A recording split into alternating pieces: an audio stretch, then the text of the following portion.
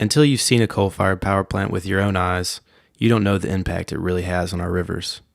I want to show others who don't have the opportunity to see one for themselves so that they may understand how these monuments of fossil fuel consumption interact with our waterways. This is huge, and every one of us is complicit in this pollution. This is how we get 40% of our power. Dirty, dirty coal.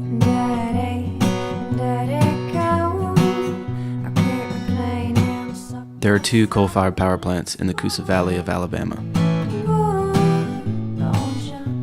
In Wilsonville, Alabama, at the confluence of the Coosa River and Yellowleaf Creek, stands the Ernest C. Gaston coal-fired power plant.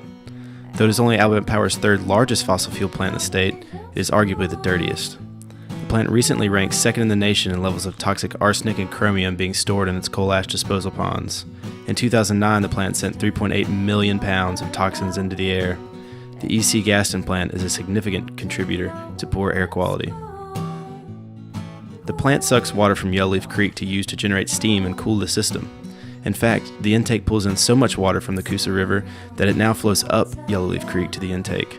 Only after periods of heavy rain does Yellowleaf Creek flow naturally to the Coosa River. The high volume of water being sucked into the plant also kills fish. One study found 6,235 fish of 16 species against the screen on the intake over the course of 25 days in a 1-year period that sampling was conducted. Recent upgrades at the Gaston plant include cooling towers for a new operating unit. These cooling towers withdraw significantly less water from the river than the older cooling systems. The older generating units at the Gaston plant still use a once-through cooling system, which passes river water quickly through the system and then discharges it back to the river at much higher temperatures, something we call thermal pollution. Then there's the coal ash ponds. Alabama was recently ranked worst in the nation for coal ash disposal methods. Coal ash is disposed in coal ash ponds, many of which are unlined.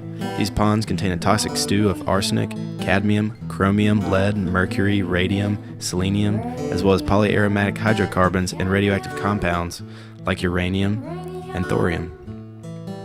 Toxicity tests conducted in February 2008 showed only 65% of fathead minnows survived a short-term chronic screening test. These massive ponds must constantly be drained of excess water.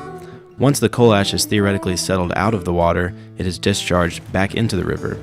The water coming out of here isn't quite the same as the river water. From aerial patrols, Riverkeeper has been able to see the difference from the sky.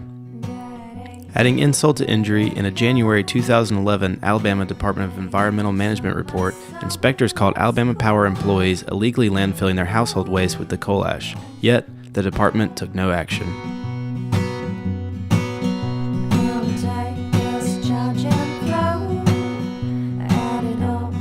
Alabama Power has one other plant on the Coosa River in downtown Gadsden.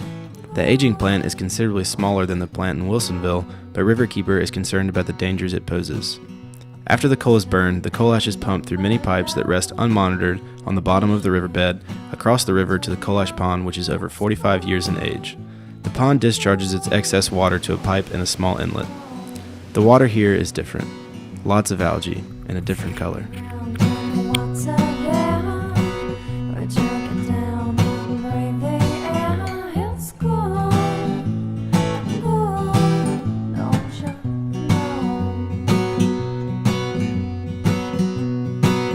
This discharge is only half a mile upstream of the drinking water intake for Gadsden Waterworks. These photographs from an aerial patrol of Gadsden conducted by Riverkeeper show just how close they really are. The outfall and the intake are also on the same bank of the river. How was this even allowed to happen? And what could this mean for the drinking water in Gadsden?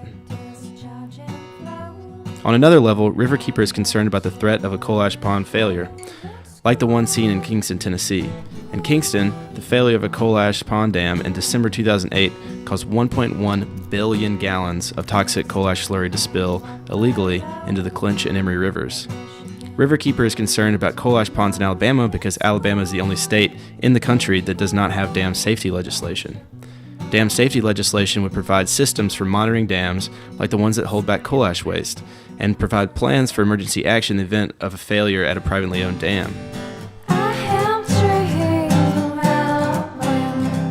In 2011, Coosa Riverkeeper and the Alabama chapter of the Sierra Club began a citizen study of these coal-fired power plants to determine what impacts they have on our river. Over the life of this project, Riverkeeper will conduct sampling at each plant as well as advocate on behalf of the river. We hope our work will lead to better protection of our most valuable natural resource, clean water. To learn more about our work fighting for swimmable, drinkable, fishable water on our Coosa River, visit coosariver.org. Support our work by becoming a member today.